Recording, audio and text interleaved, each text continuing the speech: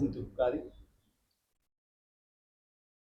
अनंत कल्याण के कर्ता तीर्थंकर परमात्मा महावीर देव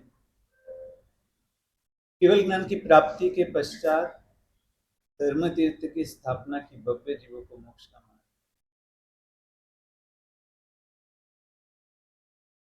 परमात्मा नेमिनाथ के भव, उसमें तीसरा भव चित्रगति विद्याधर नेमिनाथ परमात्मा का जीव और रत्नवती राजकुमारी राजीमती का जीव।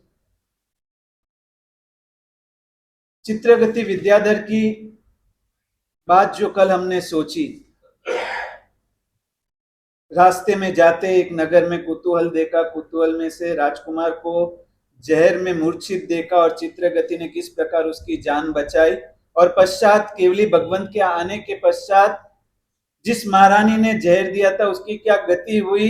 भद्रा रानी मरकर पहली नरक, उसके बाद चंडल पत्नी, उसके बाद तीसरी नरक, उसके बाद अनंत काल संसार में भटकेगी, बहुत लंबा समय संसार में रखड़ेगी। ये सब घटना हमने कल देखी और ये घटना जानकर के सुग्रीव महाराजा को संसार से वैराग्य हो। उन्होंने अपने पुत्र सुमित्र, जिसको जहर में से चित्रगति ने छुड़ाया था, उसको राजगादी सौंप करके स्वयं दीक्षा ली। अब चित्रगति भी वहां से निकल गए। सुमित्र से जो छोटा राजकुमार था पद्म, जिसकी माता ने अपने पुत्र के प्रति के मोह के कारण जहर दिया, उस पद्म को भी राजा ने दीक्षा लेने के पहले अमुक गांव का आधिपत्य दिया। लेकिन राजा के जाने के पश्चात पद्म ने सुमित्र का साथ छोड़ दिया, क्योंकि उसे लगा कि मुझे कितना कम दिया और बड़े भाई को कितना ज्यादा दिया। बोलो, कहीं ना कहीं ये भाव हमारे बीच भी कई बार आ जाता है, मेरे साथ पक्षपात हो रहा है, ऐसा क्यों। पद्म भी उसी स्वभाव का था, राज छोड़कर के चला गया, मुझे नहीं चाहिए दो चार गांव, मुझे भी राजा बनना है, मेरे साथ अन्याय हो रहा है, वो राज्य छोड़कर चला गया। अब यहां पर एक नई घटना बनती। नेमिनाथ परमात्मा का जीव चित्रगति और राजुल का जीव रत्नवती राजकुमारी, वो भी विद्याधर घराने में एक राजकुमारी के रूप में उत्पन्न। अब इस रत्नवती का एक भाई कमल, राजा की अनेक रानियां थी, उसके अनेक पुत्र थे, उसमें का एक भाई कमल, और उस कमल को इच्छा हुई, कमल राजकुमार को, कि मैं देशाटन करके आओ, अलग अलग देशों में जाकर के वहां की खूबियां देख करके आओ। ये आप लोग भी जाते हो ना,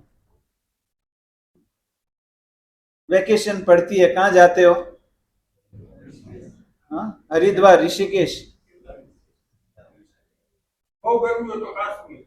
काश्मीर। वातावरण नहीं गर्मी हो तो काश्मीर में जाओ, ने पैसा नहीं गर्मी हो तो यूरोप में जाओ। बरोबर।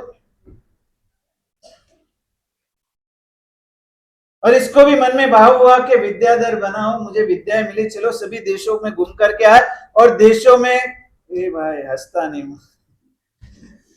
घना ने थाय महाराज हमारा जीवन ની બધી વાતો કરે છે।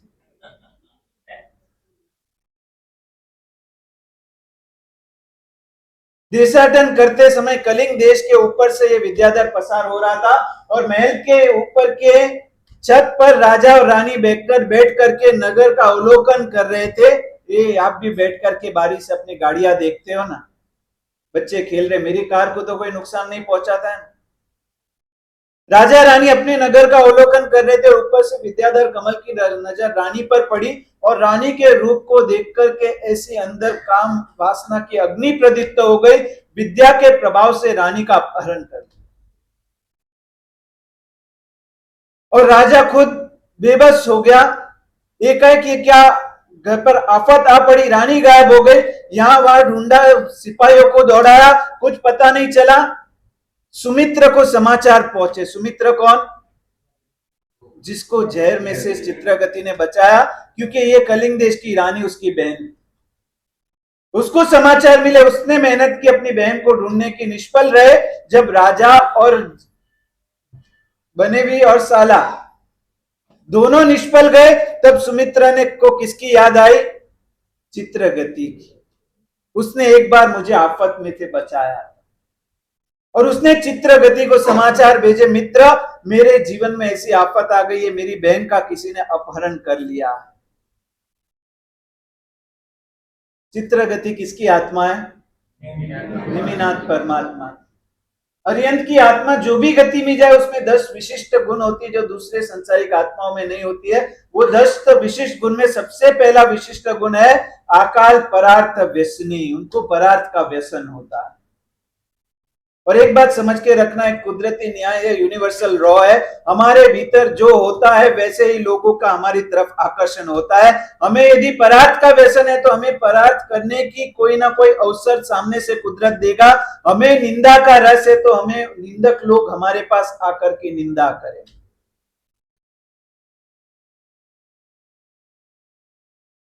हम विहार करके एक जगह पर पहुंचे और एक ट्रस्टी वरिया आए, किसी के पास बैठे, कुछ बात की, दूसरे महात्मा के पास, तीसरे के पास बैठे और बाद में हम तीनों महात्मा पानी वापरने बैठे। उस समय तीसरे महात्मा को पूछा कि वो ट्रस्टी भाग्यशाली आए थे, उन्होंने आपसे क्या बात की? उन्होंने बात की कि भाई जिनालय में ये हो रहा है, इतना अच्छा महोत्सव चल रहा है, ये चल रहा है। दूसरे महात्मा ने कहा हाँ बरोबर, क्या पता चल गया।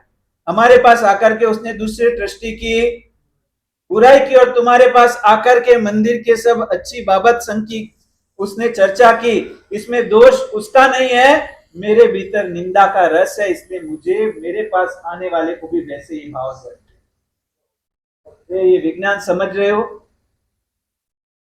जो हम भीतर से होते हैं ना वैसे ही लोग हमें मिलते हैं। अब आप कभी फरियाद मत करना, मने बदा आवाज भटकाए छे। समझ गए इसका रहस्य? मुझे सब ऐसे ही भटकर मिलते हैं तो इसका रहस्य यह है कि मैं भीतर से ऐसा, इसलिए ऐसे लोगों को मेरी तरफ आने का आकर्षण। अरिहंत परमात्मा की आत्मा आकार परार्थ व्यसनी, उनको परार्थ करने का व्यसन है। और चित्रगति को पता चला, अंग्रेजी लेखक ऑस्कर वाइल्ड, उसने एक बहुत मार्मिक बात कही है, कोई मुझे अपनी महफिल में याद ना करे मुझे गम नहीं लगता, लेकिन कोई मुझे उसके दुख के दिनों में मुझे याद ना करे तो मुझे अंदर से दर्द होता है कि वो व्यक्ति मुझे कैसे भूल गया। समझ रहे हो? बचपन में संयुक्त परिवार में तो तब एक घटना बनी,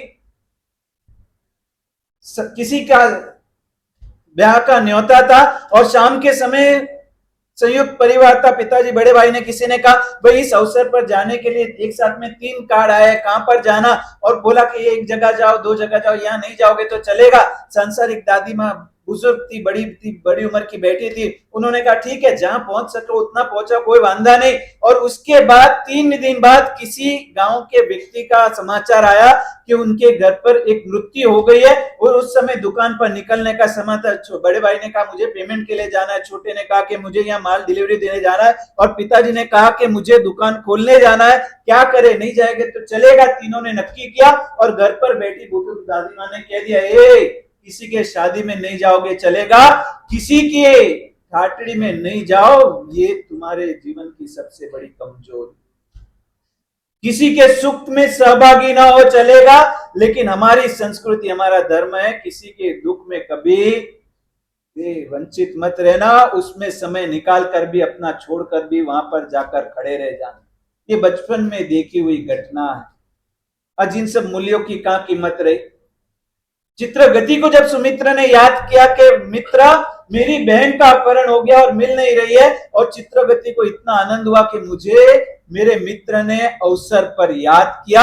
और चित्रगति विद्याधर था, कमल भी विद्याधर पुत्र था, चित्रगति भी। चित्रगति ने अपनी विद्याओं के माध्यम से अपने गुप्तचरों से पूरा रहस्य का पता लगाया और कमल के पास जाकर के युद्ध के लिए, चढ़ाई के लिए तैयार हो गया और कमल को आह्वान देकर समझाया कि अभी भी समय है, तू मान जा और इस सुमित्र की बहन को छोड़, महारानी को छोड़ दे तो ये युद्ध नहीं होगा, बिना कारण अनेक जीवों का संहार नहीं होगा।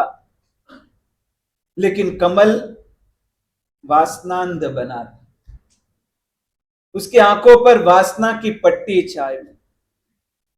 युद्ध करने के पहले भी तीर्थंकर की आत्मा चाहती है कि युद्ध न हो। यदि समझौते से मार्ग निकलता हो तो युद्ध करने में मजा नहीं। बोलो मैं पहली पसंदगी किस पर, समाधान पर या संघर्ष पर? हर एक जगह पर पहली पसंदगी समाधान पर रखते हैं हम। परिवार हो, पड़ोस हो, संघ हो, समाज हो, ये समाधान से काम होता हो तो संघर्ष के रास्ते पर नहीं चलना, इतने अपने जीवन का सिद्धांत बना रखा है अपन ने। सामने वाला कमजोर हो तो भी समाधान कर लेना, या सामने वाला शक्तिशाली हो तो समाधान करना। नहीं कहोगे?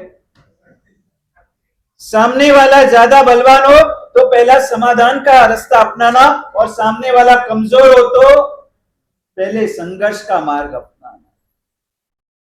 हमारी गणित है ना दो प्रकार की, पैसे भी दो प्रकार के होते हैं ना, काले और, वैसे हमारे कहने का गणित अलग होता है और करने का गणित। ये तीर्थंकर की आत्मा। हम राजस्थान होकर के आए, वहां दो पड़ोसी की मकान बन रहे थे। ये सत्य घटना देखने मिली, और वो मकान की दीवार इस प्रकार बनाई, आगे वाले ने ज्यादा बाहर खींच ली, पीछे वाले का मकान ढक जाता है। और उसने कहा कि तो दीवार इतनी बाहर मत खींच, कोई गली में कोई घर खुले नहीं है, कोई अजनबी आकर के छुप जाए, कुछ गलत काम करे यहाँ पर लोग आकर के, तो पता क्या चलेगा। कम से कम दीवार जो माप रखा है वहां तक ही खींच, तो बाहर से आते जाते लोगों की नजर गली में पड़ सके। ये संघर्ष चालू हुआ, दोनों के बीच मतभेद हुआ। अब दोनों श्रावक, उन्होंने सोचा कि क्या करना, इसका समाधान तो करना पड़ेगा, वरना हमारे बच्चे लड़ेंगे तो उसका परिणाम क्या आएगा। इसके लिए दोनों श्रावकों ने कोर्ट का रास्ता चुना। राजस्थान में कोर्ट नक्की की, और दोनों ने जाके केस डाला, और केस लड़ने जाते थे तब एक प्रतिस्पर्धी बस में चढ़ गया और बस चालू हो गई। पीछे दूसरा आना था, उसने बस के कंडक्टर को रोका, भाई रुक रुक रुक, मेरा दोस्त आ रहा है। उसके लिए बस रुकवाई, वो बस में चढ़ा, दोनों कोर्ट में गए, कोर्ट में दोनों लड़े। बाद में जज ने कहा कि अभी लंच ब्रेक के बाद इसकी आगे की कार्रवाई होगी। और लंच में दोनों एक टेबल पर बैठ करके टिफिन खोल करके खा रहे हैं, और वो कह रहे तूने क्या लाया? अरे मुखिया मुझे बहुत पसंद है, मेरे में यहाँ दूधी का हलवा है। उसको जबरदस्ती डाल रहा है, वो उसको डाल रहा है। वो जो कोर्ट का चौकीदार था वो देख करके जाके पूछता है आप दोनों अभी अभी कोर्ट में लड़ रहे थे, समझ रहे हो? वो लड़ किस लिए रहे थे? समाधान लाने के लिए, नहीं कि संघर्ष के लिए। पीछे ये संघर्ष की परंपरा खड़ी ना हो जाए, इसके लिए हम अभी इसका समाधान ला ले। इसका समाधान निकल नहीं रहा है, चलो कोर्ट तो कोर्ट, हम दो समझ के यहीं पर इस मामले को पूरा कर दे। लेकिन पीछे जब संघर्ष की परंपरा चलेगी तो क्या परिणाम आएगा? बोलो, एक जीवन का सिद्धांत बना के रखो, किस भी हालत में जब तक हो संघर्ष में उतरना नहीं। उसके लिए चाहे कुछ सहना पड़े, कुछ खोना पड़े, तो भी अपने जीवन को संघर्ष के मार्ग में प्रवेश करने से बचा ले। कारण कि संघर्ष की दशा में जो संक्लेश मन में खेलता है, और उस संक्लेश में जो कर्म बंद होता है ना, इस भव में एक संघर्ष जीत जाओगे, कितने भवों तक उस संघर्ष का परिणाम दुर्भाग्य के रूप में भुगतना पड़ता है।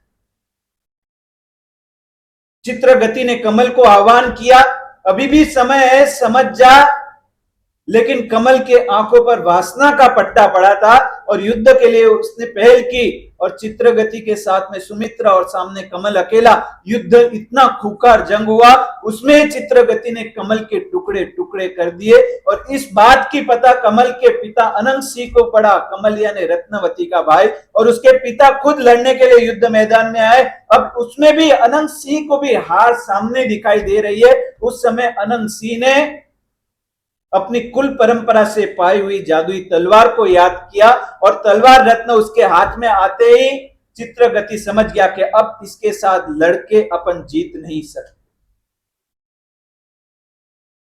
और वहीं पर चित्रगति विद्याधर ने पूरे युद्ध मैदान में अंधेरा कर दिया। विद्या के प्रभाव से, विद्या के बल से पूरे युद्ध मैदान में अंधेरा कर दिया, और उस अंधेरे में अनंत सिंह के हाथ में से वो जादुई तलवार छीन ली और सुमित्रा को भी विद्या के बल से उठा करके वो दोनों युद्ध मैदान से निकल गए।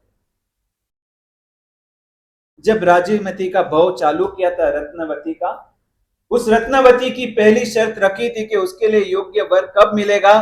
तब किसी ज्योतिषी ने कहा था कि जो तुम्हारे पिता के हाथ से तलवार खींच करके जाएगा और एक तीर्थ में, सिद्धायतन नाम के तीर्थ में, जिन मंदिर में पूजा करते समय उसके ऊपर पुष्प वृष्टि होगी, समझना कि वो तुम्हारे लड़की का वर बनेगा।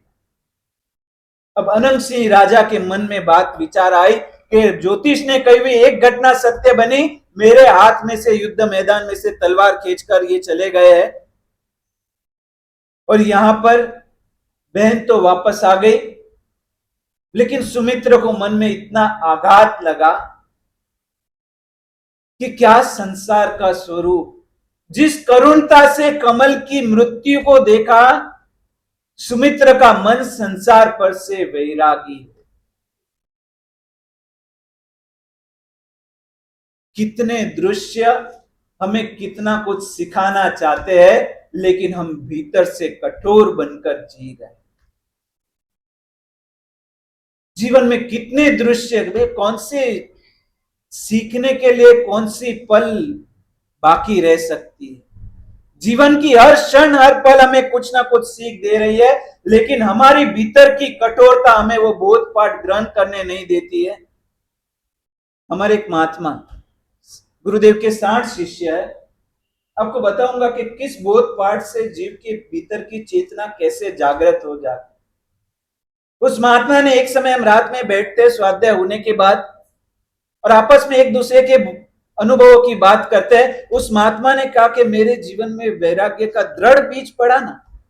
धर्म में तो बहुत रस था, लेकिन कहीं ना कहीं एक कमी लग रही थी। एक ऐसी घटना बनी कि वैराग्य का दृढ़ बीज पड़ गया और निर्धार कर लिया, बस मुझे इस संसार से निकलना। तब हमने पूछा ऐसा क्या बना। उसने कहा कि मैं व्यापार के लिए कायमी मुंबई रहने का और व्यापार के लिए पुणे जाना पड़े, औरंगाबाद जाना पड़े, और व्यापारी का चाहे जिस समय फोन आ जाए।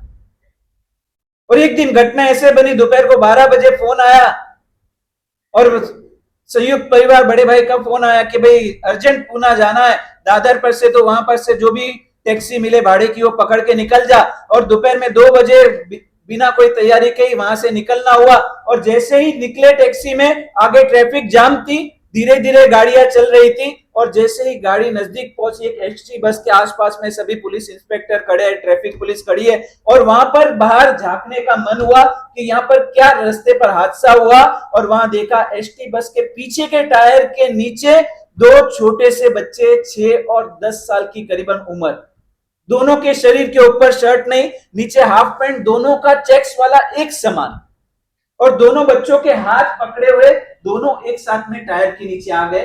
दोनों के सर टायर के नीचे और बॉडी पूरी बाहर, एक बूंद खून भी बाहर नहीं, लेकिन दोनों के सर संपूर्ण कुचल गए और वहीं ट्रक, वो एसटी बस अटक गई।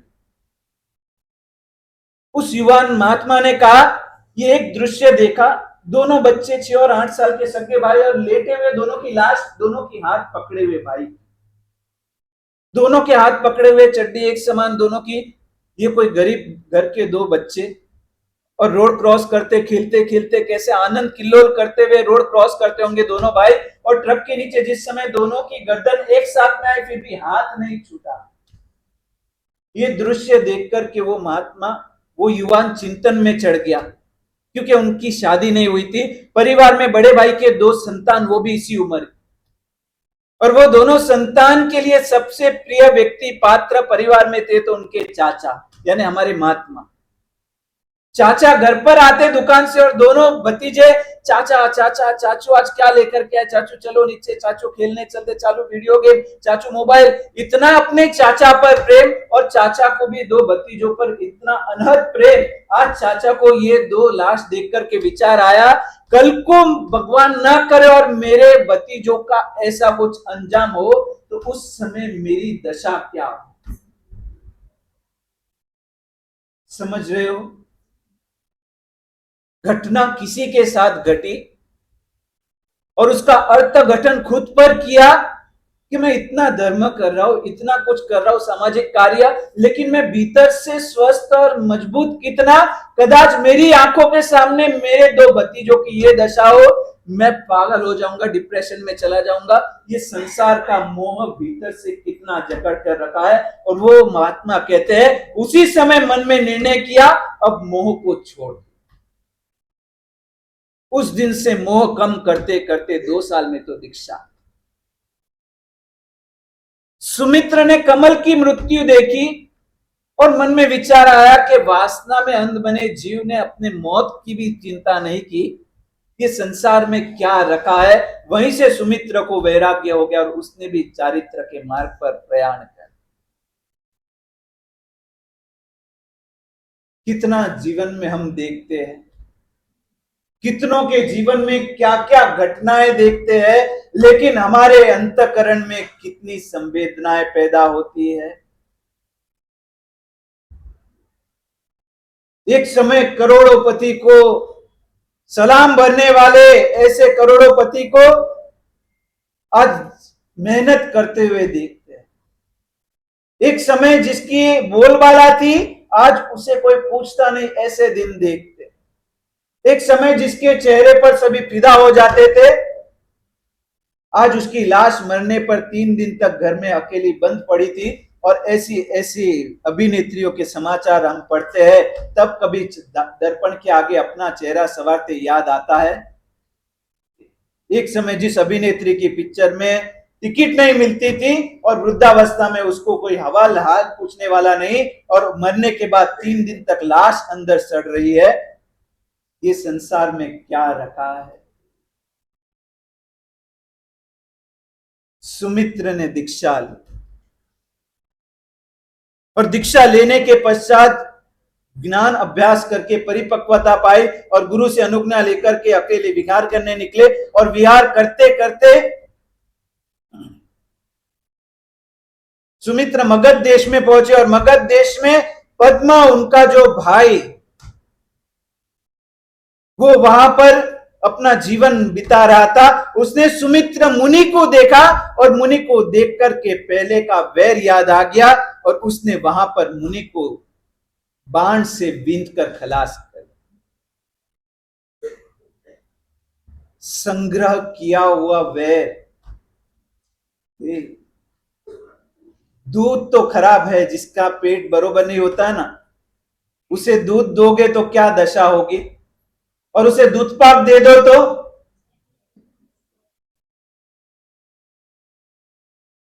सामान्य द्वेष भी आत्मा की दुर्दशा कर देती है। लेकिन दूध पाक की तरह गाढ़ किया हुआ किसी के प्रति का वैर भाव हृदय में रखकर बैठेंगे, भवांतर में हमारी क्या हालत हो। वो व्यक्ति सामने आते ही वो संस्कार जागृत हो गए तो समझ जाना कौन सा अकृत्य करने से हम अपने आप को बचा सकेंगे, इसके भरोसे पर मत रहना। आज ही मन से एक बात तो नक्की करना, किसी के प्रति अंदर वैर को घर करने मत देना। हो सकता है हमारे पास सामर्थ्य नहीं कि हम क्रोध को न रोक सके, हो सके हम किसी के प्रति द्वेष जग जाए, हम न रोक सके, हमारे पास इतनी पात्रता नहीं, लेकिन कम से कम इतनी पात्रता तो रखना कि उस द्वेष को वैर के रूप में परिवर्तित मत होने देना। जहां भी समय मिले समझन का उपयोग करके भी उस द्वेष को धीरे धीरे मंद करने में। पद्म को द्वेष वैर याद आया और मुनि बने हुए अपने भाई को तलाश कर,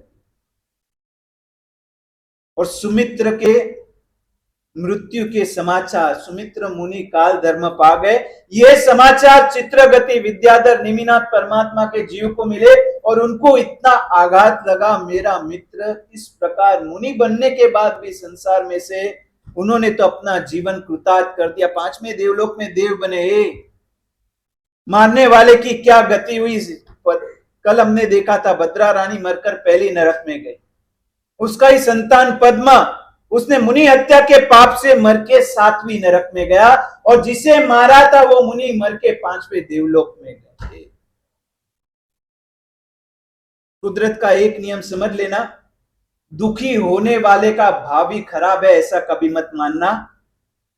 दुखी होने वाले का भावी उज्जवल हो सकता है, लेकिन जो दूसरों को दुख दे रहा है उसका वर्तमान चाहे जितना मजबूत हो, उसका भविष्य बहुत ही खतरनाक। दुख एक बार सहन करके दुखी हो जाना, लेकिन किसी को दुखी करने का रास्ता कभी मत अपना। उसने मेरे साथ किया ना, अभी आने दे, उसका समय आने दे, हम क्यों छोड़े, ब्याज के साथ वसूल करेंगे, ऐसी भावना है। और चित्रगति को भी भीतर से इतना आघात लगा, अपने मन को शांत करने के लिए चित्रगति तीर्थ यात्रा पर जिनालयों के दर्शन करने निकले, और सिद्धायतन जिनालय में चित्रगति परमात्मा की पूजा कर रहा है। अपने गम को मिटाने के लिए भी इस आर्य संस्कृति में क्या क्या परंपराएं थी। किसी की भी बैठक होती है, उसके बाद आकर के सभी लोग क्या सुनते थे मुनि भगवंत के पास, उपास्य में कोई मुनि भगवंत हो तो बड़ी शांति सुनते थे। महाराज जी शांति सुनाओ, हमारे भीतर जो शोक है वो भी शांत हो जाए। कितनी महापुरुषों ने ऐसे सूत्रों की रचना करके, जिस समय मरकी का उपद्रव एक प्रकार का प्लेग हुआ था, और उस प्लेग को शांत करने के लिए संघ ने मानदेव सूरी महाराज को विनती की, भगवंत संघ में लोग एक एक करके मरते जा रहे हैं, कोई औषधि काम नहीं। और मानदेव सूरी महाराज ने उस समय छोटी शांति की रचना की, ये शांति का पाठ करो और उसका जल संघ पर छाट दो, किसी को प्लेग नहीं होगा। और वो छाटने के बाद पूरे संघ में से वो रोग निकल गया, एक भी व्यक्ति की मृत्यु नहीं हुई। इसके पश्चात अनेक लोग आकर के बार बार विनती करते थे, गुरु महाराज शांति सुनाओ ना, गुरु महाराज शांति सुनाओ, तबीयत ठीक नहीं है, घर पर ये आपत्ति है, ये तकलीफ चल रही है। और महाराज जी ने सोचा कितनों को कितनी बार शांति सुनाना, ये शांति तो यहाँ बनी, उस शांति को कोई दूसरे को आती है, तीसरे को आती है। हर एक जगह पर मुनि भगवंतों के पास लोग अवारनवार आते रहते, महाराज जी शांति सुनाओ ना। और उस समय के ज्ञानी भगवंतों ने नक्की किया, भाई ऐसे शांति सुनाएंगे तो हमारा समय इसी में निकल जाएगा। एक काम करो, प्रतिक्रमण के अंत में लघु शांति को स्थान दे दो। आज भी प्रतिक्रमण में लास्ट में 4 लोगस के पश्चात छोटी शांति बोली जाती है। वो इस कारण से, इस शांति से लोगों के जीवन की तकलीफें शांत होती थी। और बारंबार कितनी बार सुना, इससे अच्छा सभी को कह देते, भाई शांति सुनना है तो शांति सुनना है तो बोलो, आपके मुंह से चुनना था। बड़ी शांति, छोटी शांति, शांति कलश, इतने इतने सूत्र रचकर, भाई शांति कलश सुनना है तो कहा ना, वो प्रेमलता बहन कहा ना, स्नात्र में आओ। हमारे ज्ञानी भगवान जानते थे कि श्रावक के जीवन में शांति नहीं होगी तो वो धर्म भी नहीं कर पाए। उसके घर में, उसके व्यवसाय में, उसके परिवार में शांति होगी तो उसका मन शांत चित्त होगा, तो वो धर्म करेगा, कुछ समाज की सेवा करेगा, कुछ आत्मा का कल्याण करेगा। और अपने प्रभव की चिंता, इसके लिए शांति के लिए इतने सूत्र रचे, लेकिन अपने को कैसा है, यहाँ पर योग कहो तो नहीं करेंगे। वो योग यदि यूएस वाले करने लगे और वहां पर योगा डे नक्की हो गए और वो योग का label US, made in US का लेबल रख के यहाँ आए तो सभी योगा करने लगेंगे।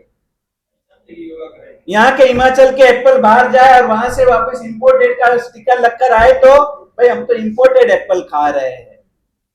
वैसे मुझे लगता है कि यहाँ की शांति पर कभी यूएस वाले या जर्मनी वाले रिसर्च करे और वो साबित कर दे कि भाई शांति सुनने से इतना लाभ होता है। कल से हमारे प्रतिक्रमण की संख्या, ये स्नात्र में रोज के 50 लोग आएंगे, भाई बड़ी शांति सुनिए, बड़ी शांति सुनिए, खाली बाहर के लेबल की। बरोबर ना, यही तो ट्रेंड चल रहा है। हमारी चीजों की हमें कीमत नहीं।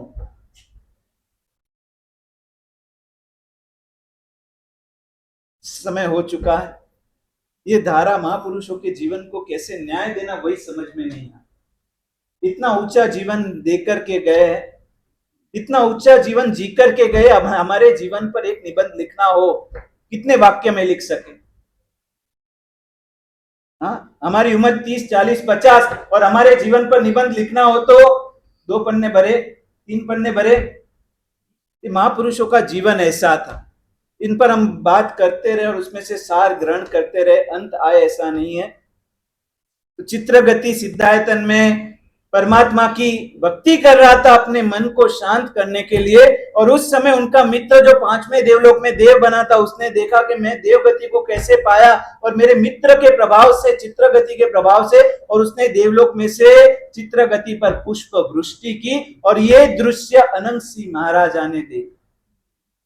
तब उसको अपने पुत्री रत्नवती के लिए जो दूसरी शर्त बताई थी, वो शर्त भी,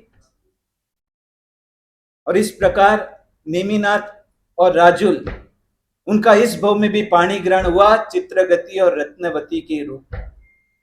अब एक छोटी सी घटना है, समय हो गया अभी नहीं लूंगा, किस प्रकार चित्रगति को वैराग्य जगता नेमिनाथ परमात्मा को, वो घटना अपन अवसर पर लेंगे। इस रविवार को जो कार्यक्रम है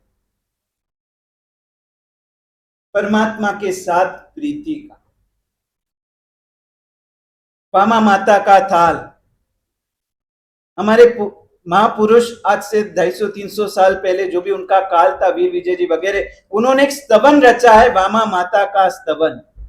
जैसे महावीर स्वामी भगवान का हालरडा है, उसमें त्रिशला माता भगवान महावीर को झुलाते हुए कैसे भाव अभिव्यक्त करती है, वैसे वामा माता अपने पार्श्वनाथ को भोजन कराते हुए कैसे भाव अभिव्यक्त करती है। इसके ऊपर एक प्राचीन स्तवन है अपने पास, 100-200 साल पुराना, और उस स्तवन के आधार पर यह कार्यक्रम लगा है। सभी बहनें अपने घर की बेटी बहुओं को भी इसमें जोड़े, और वो जो वस्तु यहाँ से निर्धारित की जाए वो वस्तु घर से बनाकर लाए, और पार्श्वनाथ परमात्मा के आगे, मेरे भैया पार्श्वनाथ, मेरे संतान पार्श्वनाथ, तो ये भोजन ग्रहण कर क्यों बात नहीं कर रहा है, कहाँ खेलने गया था, इतनी देर हो गई, कितने भावों से हम साथ में थे। अपने भावों को अभिव्यक्त करना है और परमात्मा के साथ जुड़ना है। इस प्रकार भावों की अभिव्यक्ति करते करते कोई भाव में हम सचमुच में कीर्तन करके बहनी उनके पिता या माता बनने का सौभाग्य भी प्राप्त कर सकते। तो इस हेतु से ये कार्यक्रम इस रविवार को रखा है। जो भी इसकी रूपरेखा आगे की है महात्मा भी दे देंगे, और 2 मिनट खाली रूपे को ले देते हैं। रूपा बहादुर बाहर निकला कोतवाल के घर से बाहर, दूसरा अपना मित्र उसका शागिर्द खड़ा है, और उसने पूछा क्या लेकर के आया अंदर से। भाई अंदर से कुछ नहीं लाया। क्यों? भाई मैंने अंधेरे में उसके घर का कुछ चखा, मुझे लगा क्या है ये, नमक था, जिसके घर का नमक खाया हो इस धरती पर उसका नमक हरामी का पाप नहीं ले सकता। फिर रूपा कहते हैं किसके घर अब जाए? उसका शागिर्द कहते हैं मैं यहाँ सभी को पहचानता हूँ, एक काम करते हैं, ऐसे तैसे के घर पर जाकर मतलब नहीं, चलो मंत्री के घर पर जाते हैं। और मंत्री के घर पर दोनों मिलकर के छुपी रीते धीरे धीरे किसी को पता ना चले ऐसे जा रहे हैं, और मंत्री के हवेली के पास पहुंचे। कोई सिपाही से तैनात नहीं, कोई सुरक्षा कर्मी तैनात नहीं, बड़ी सी हवेली, उसके दरवाजे धक्के दिए, धीरे से दरवाजा खुला, अंदर गया तो दरवाजे भी खुले, आज कोई किसी प्रकार का बंधन नहीं। और अंदर जाकर के जिस कमरे में मंत्री और उसकी पत्नी सोई थी, पास के कमरे में उनकी तिजोरी थी, वहां जाते जाते वापस दोनों ने बाहर नक्की के अंदर कौन जाएगा, और उस शागिर्द ने कहा मैं बाहर ध्यान रखता हूं, तू अंदर जा रूपा, तेरे भीतर बहादुरी है, मैं कहीं पर चूक ना जाऊं, और मैं यहाँ सब पहचानता हूं, कोई भी आए तो मैं तुझे इत्तला कर दूंगा। और रूपा अंदर गया, और अंदर जाकर के अंधेरे में नजर ना आई, और भूल से एक बर्तन को पैर टकरा गया, और बर्तन की जैसे ही आवाज आई, नींद में मां मंत्री की पत्नी ने कहा कौन है भाई? मंत्री की पत्नी ने नींद में कहा कौन है भाई? और ये शब्द सुन के रूपा के कदम वहीं स्थिर हो गए। सामने तिजोरी पड़ी है, तिजोरी खुली है, उसके भी कोई द्वार नहीं लगे है, और खुली तिजोरी पूरी भरी हुई गहनों से सामने दिख रही है। लेकिन रूपा के कदम आगे बढ़ने की बजाय वापस पीछे निकला, बाहर निकला, और उसने पूछा भाई क्या हुआ? कुछ ले, यहां से भी कुछ नहीं मिला। अरे मिला तो सब कुछ सामने खुला पड़ा है, कुछ समझ में नहीं आ रहा है कि विक्रम की अवंतिका में क्या है। इतने लोग एकदम निश्चिंत होकर सो सकते हैं, तो भाई तू लेकर क्यों नहीं आया? क्यों नहीं ले आया? मंत्री की पत्नी ने मुझे भाई कहा, अब बहन के घर में डाका कैसे डाल? इस धरती के लुटेरों में भी कैसी, उनके भीतर के भी कैसे संस्कार। आज शायद आप और हम भी इस कसौटी पर, अब आगे क्या होता है